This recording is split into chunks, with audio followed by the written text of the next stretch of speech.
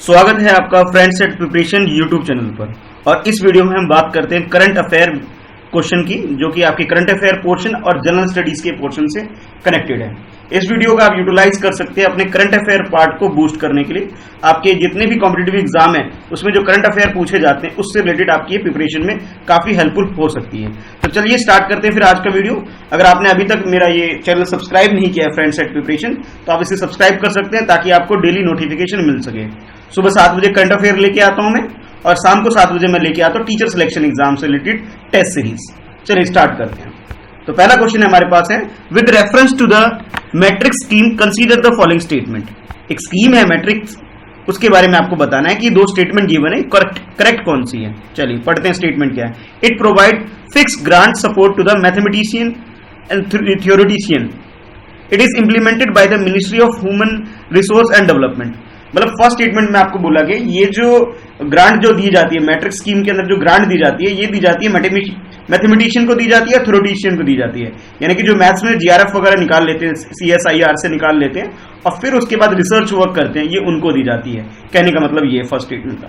और second statement का मतलब है ये जो दिया जाता है ये एचआरडी मिनिस्टर यानी कि ह्यूमन रिसोर्स डेवलपमेंट मिनिस्टर देते हैं, मिनिस्ट्री की तरफ से ये फंड एलोकेट होता है। तो आपको करेक्ट स्टेटमेंट आइडेंटिफाई करनी है। और आपके पास जो ऑप्शन कुछ इस तरह से है, फर्स्ट ऑप्शन कहता है फर्स्ट स्टेटमेंट करेक्ट है, सेकंड स्टेटमेंट कह रहा है आपसे सेकंड स्टेटमेंट करेक्ट है, और थर्ड स्टेटमेंट में बोला जा रहा है कि दोनों ही स्टेटमेंट करेक्ट है। और लास्ट में जो डी है, नाइदर वन नॉर टू, यानी कि फर्स्ट और सेकंड दोनों ही गलत है। तो करेक्ट ऑप्शन क्या है एक बार अटेम्प्ट करिए, फिर मैं डिस्कस करता हूं डिटेल में। हाँ, तो इसका जो करेक्ट आंसर है, करेक्ट आंसर इसका हो गया फर्स्ट यानी कि वन ओनली। ठीक है, यानी कि ए जो इसका ऑप्शन है, ए जो इसका ऑप्शन है ये करेक्ट है, यानी फर्स्ट वाला ही करेक्ट है, सेकंड वाला गलत है। गलत क्यों अब बताते हैं आपको। ये हमारी कंट्री में जो बाकी सब्जेक्ट है other than mathematics, other than science के जो सब्जेक्ट होता है वो कनेक्टेड है यूजीसी से कनेक्टेड है। और बाकी जो मैथ्स के सब्जेक्ट है, मैथ साइंस ये सब्जेक्ट है, ये सारे कनेक्टेड है सीएसआईआर से कनेक्टेड है। यानी कि ये सारे सब्जेक्ट आ जाते हैं हमारे ministry of science and technology के अंदर आ जाते हैं, ना कि एचआरडी मिनिस्ट्री के अंदर आ जाते हैं। यानी कि इसका मतलब सीधा सीधा हो गया, तो जो फंड भी एलोकेट करेगी ये मिनिस्ट्री करेगी, ministry of science and technology. इसके अंदर 5-6 सब्जेक्ट आते हैं जो बिल्कुल अलग है। ठीक है, तो मैथमेटिकल साइंस भी एक सब्जेक्ट है जो कि इसके अंदर आता है। तो इसे एचआरडी मिनिस्ट्री से कोई लेना देना नहीं है, यूजीसी से इसका कोई लेना देना नहीं है, ये सीएसआईआर और ministry of science and technology इससे कनेक्टेड है। तो फर्स्ट जो सेकंड स्टेटमेंट था वो हमारा गलत हो गया। और हाँ, जैसे ये स्कीम बताया जा रहा है मैट्रिक्स स्कीम, हाँ ये बिल्कुल करेक्ट है कि ये जो इसका जो ग्रांट मिलता है ये मैथमेटिशियन को मिलता है जो कि मैथ्स में रिसर्च वर्क कर रहे हैं, कोई तो थ्योरी डेवलप कर रहे हैं या फिर कोई रिसर्च वर्क कर रहे हैं, उनको भी दिया जाता है। यानी फर्स्ट स्टेटमेंट करेक्ट है, सेकंड गलत हो गया। ठीक है, तो करेक्ट आंसर हमारा ए यानी कि वन ओनली। चलते हैं नेक्स्ट क्वेश्चन की तरफ। YES programme recently in news is related to. YES programme में कभी रिसेंटली न्यूज में है, काफी न्यूज में है, बहुत पॉपुलर हो रहा है। क्यों न्यूज में, उसके 4 रीजन बताए गए आपसे।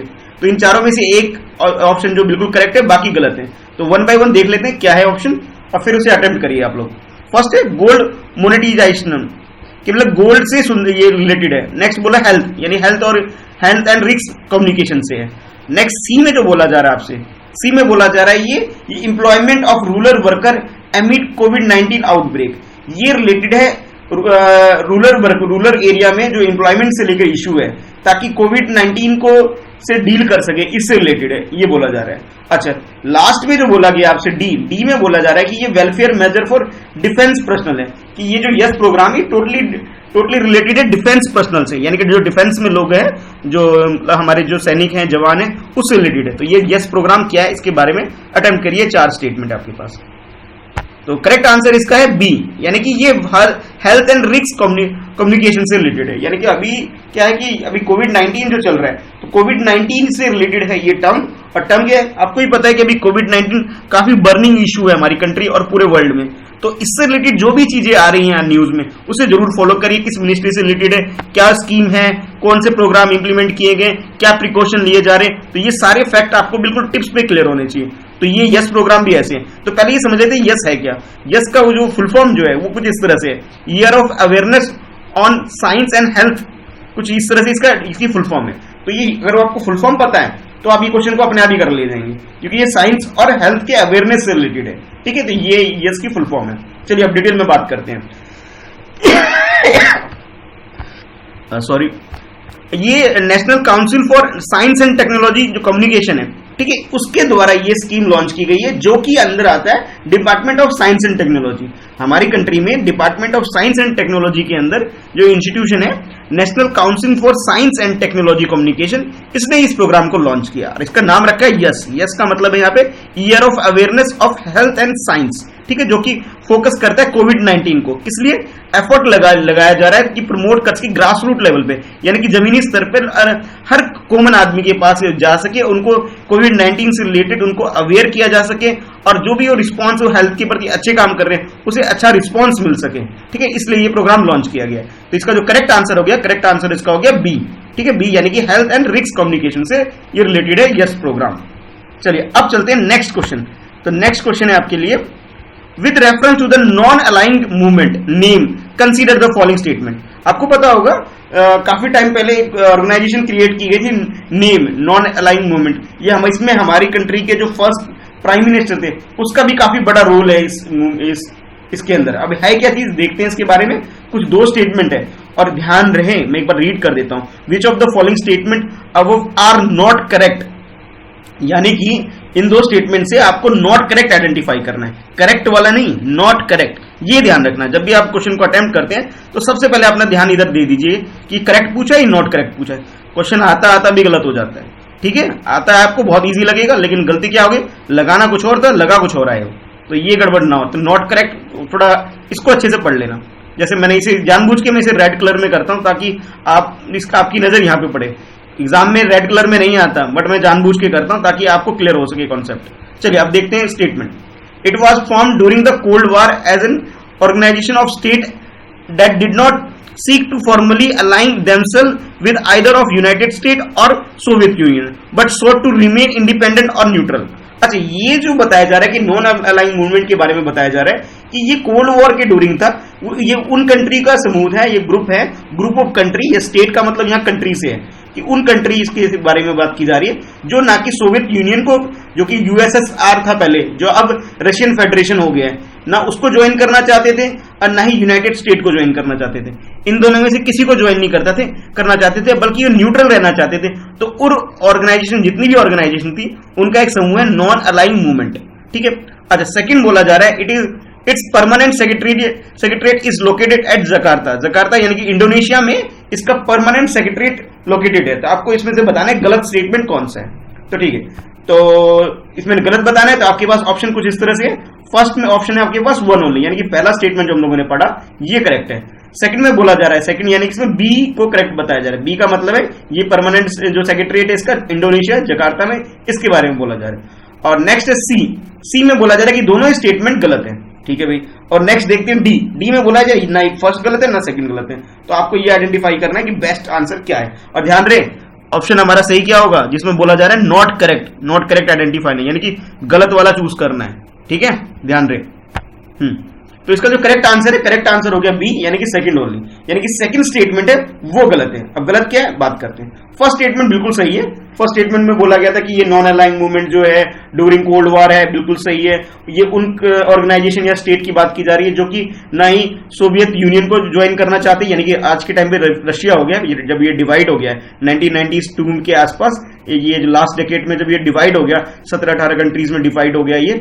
अब ये अभी फिलहाल ये रशिया के नाम से जाना जाता है, पहले ये यूएसएसआर या सोवियत यूनियन बोला करते थे इसे, ठीक है। और यूनाइटेड स्टेट, इन दोनों में से किसी को ज्वाइन नहीं करना, यानी कि ऐसा हो रहा था कि जितनी भी कंट्री ब्रिटिश के अंदर या बाकी और भी यूरोपियन कंट्री के अंदर जो गुलाम थे, यानी कि उनके अंडर में थे, जब वो फ्रीडम को अचीव कर रहे थे तो उनके पास ऑप्शन था, या तो वो यूनाइटेड स्टेट यानी कि अमेरिका को ज्वाइन कर ले, या फिर सोवियत यूनियन जो कि फिलहाल अब रशिया है, रशिया को ज्वाइन कर ले।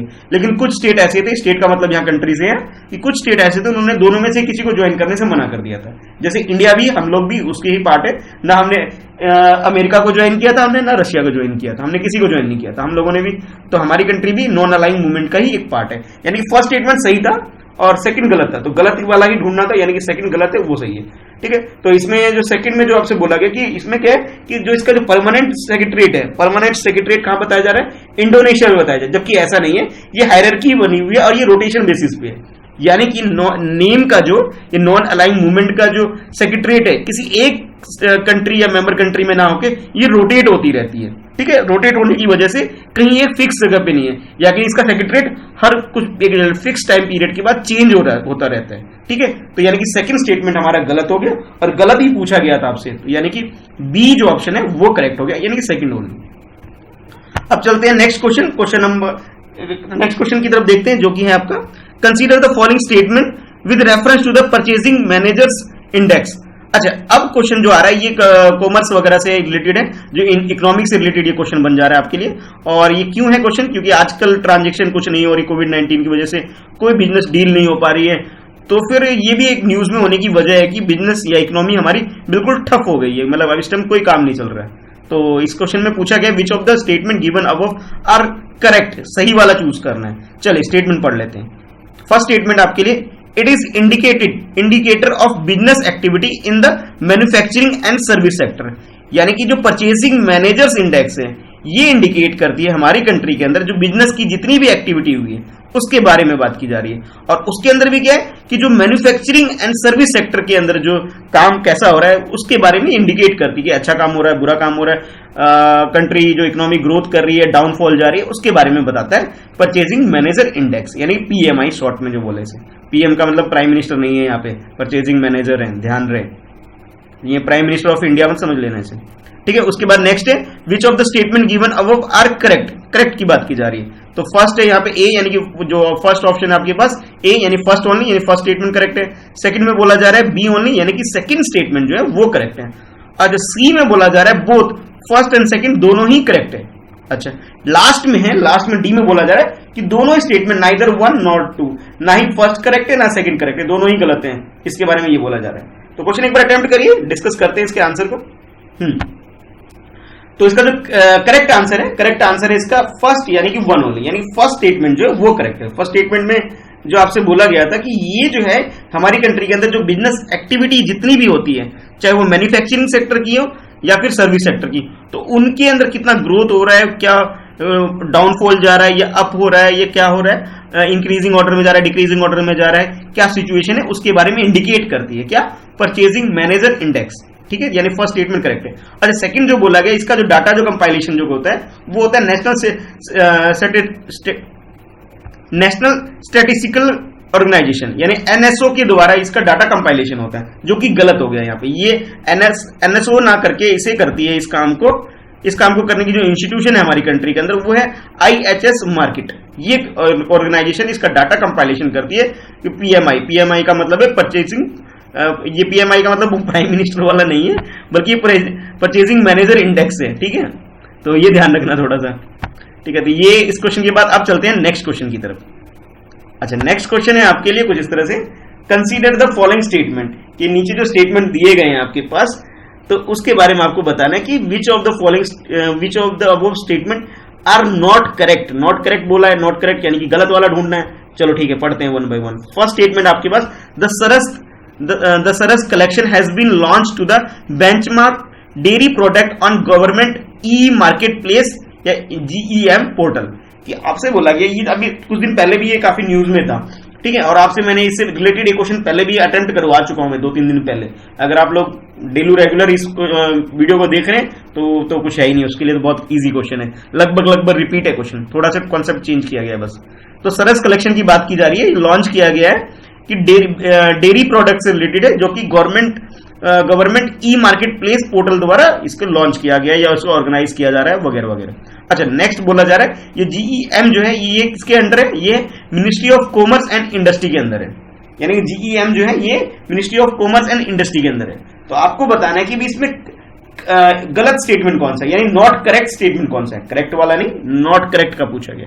और आपके पास जो ऑप्शन है कुछ इस तरह से, फर्स्ट ओनली यानी फर्स्ट स्टेटमेंट करेक्ट है। सेकंड में बोला जा रहा है कि जो बी स्टेटमेंट है, यानी जो सेकंड जो है बी में जो सेकंड वो करेक्ट है। करेक्ट का मतलब ये नॉट करेक्ट की बात करिए जो आपके हिसाब से आंसर।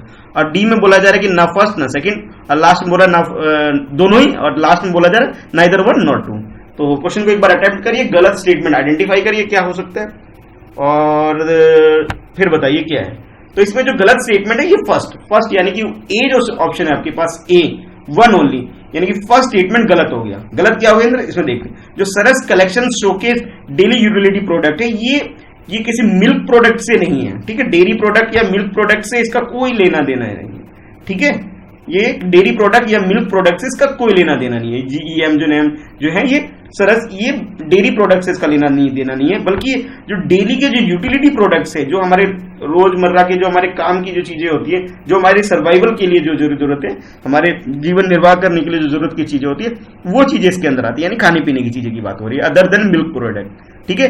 और ये बाकी तो मिनिस्ट्री सब कुछ तो सेम ही है कि ये गवर्नमेंट ई मार्केट प्लेस के द्वारा, जिसके अंदर होता है क्या है, एक्चुअली मैं आपको बताता हूं इसके अंदर क्या होता है कि ये जो फार्मर होते हैं और जो कस्टमर होते हैं, ये डायरेक्ट एक ऐप के थ्रू जुड़ जाते हैं, ठीक है। और फिर वो डायरेक्ट जो भी कंज्यूमर होता है वो डायरेक्ट फार्मर को कांटेक्ट कर सकता है, और फार्मर जो भी है वो डायरेक्ट कांटेक्ट कर सकता है कंज्यूमर को। तो इस तरह से क्या होता है, इनके बीच में एक रिलेशन बिल्डअप हो जाता है। अब बीच के जो मिडिल मैन जो हो जाते हैं, जो इनका प्रॉफिट यूज कर लेते थे, इन फार्मर के इनकम को नहीं पहुंचने देते थे, तो उनका रोल खत्म हो जाता है।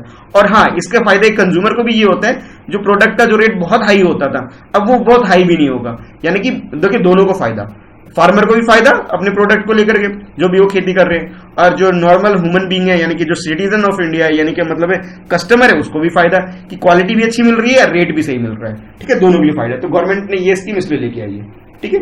तो ये एग्रीकल्चर से रिलेटेड भी हो गया। अभी रिसेंटली ये है कि अभी काफी मार्केट नहीं हो पा रहा है, कुछ भी नहीं हो रहा है, तो ये महाराष्ट्र वगैरह और जो साउथ के स्टेट है वहां ये काफी पॉपुलर हो रहा है, जहां पे क्या हो रहा है कि जो किसान वगैरह डायरेक्टली सप्लाई कर रहे हैं चीजों को, ठीक है, कंज्यूमर तक। तो इसलिए ये थोड़ा पॉपुलर हो रहा है, काफी न्यूज में है, इसलिए ये क्वेश्चन आपसे पूछा जा रहा है। अच्छा, नेक्स्ट बोला कि ये GEM फंक्शन जो है ये directorate general of supplier and disposal के अंदर काम करता है, डिपार्टमेंट है। ये डिपार्टमेंट किसका है? Ministry of commerce and industry का है। यानी कि जो ministry of commerce and industry बोला गया था इसके अंदर, वो ठीक है, वो बिल्कुल करेक्ट है, लेकिन ministry of commerce and industry है, इसके अंदर जो इसका डिपार्टमेंट है, एक मिनट, हाँ, जो डिपार्टमेंट है वो डिपार्टमेंट कौन सा है? Directorate general of supplies and disposal. Supply करना और उसे डिस्पोज करना, यानी पहुंचाने वाला जो डिपार्टमेंट है, डायरेक्टरेट जनरल, वो इसे डील करता है। और ये डिपार्टमेंट किसके अंदर आता है? ये आता है ministry of commerce and industry के अंदर। चलिए ठीक है, आज के लिए क्वेश्चन मैं पूछ लेता हूं। आज आपको ये बताना है कि ministry of commerce and industry में आज के टाइम पे मिनिस्टर कौन है इसके। चलिए कमेंट बॉक्स में लिख के मुझे बताइएगा इसके मिनिस्टर कौन है, मुझे भी तो पता लगे आपकी तैयारी कैसी चल रही है। इसके मिनिस्टर कौन है पता करिए थोड़ा, अगर मालूम है तो अभी लिख दीजिए आंसर, अगर नहीं मालूम है गूगल पे सर्च करिए और कमेंट बॉक्स में जरूर लिखिए, मुझे भी पता लगेगा आप प्रिपरेशन कितने अच्छे से कर रहे हैं। ठीक है, तो आज के लिए बस इतना ही। इसका जो करेक्ट आंसर हो गया वो फर्स्ट, यानी कि 1 ओनली। तो मिलते हैं फिर शाम वाली वीडियो में, शाम को टीचर सिलेक्शन एग्जाम से रिलेटेड जो टेस्ट सीरीज चल रही है हमारी शाम को 7 बजे, तो उसमें मिलते हैं। और हाँ, सुबह कल फिर मिलेंगे सुबह 7 बजे इसी वीडियो में, ठीक है, लाइव क्लास होगी इसी के अंदर फिर से। तो नए क्वेश्चन होंगे। अगर अभी तक आपने ये चैनल सब्सक्राइब नहीं किया तो सब्सक्राइब जरूर कर लीजिए। कोई सजेशन है आपकी तरफ से, कुछ इंप्रूवमेंट चाहते हैं इस लेक्चर के अंदर, मुझे आप बता सकते हैं, वो चेंजेस मैं लेके आ सकता हूँ, या कुछ और भी सजेशन है तो आप बोल सकते हैं कमेंट बॉक्स में लिख करके। ठीक है, फिर मिलते हैं नेक्स्ट वीडियो में। आज के लिए बस इतना ही है।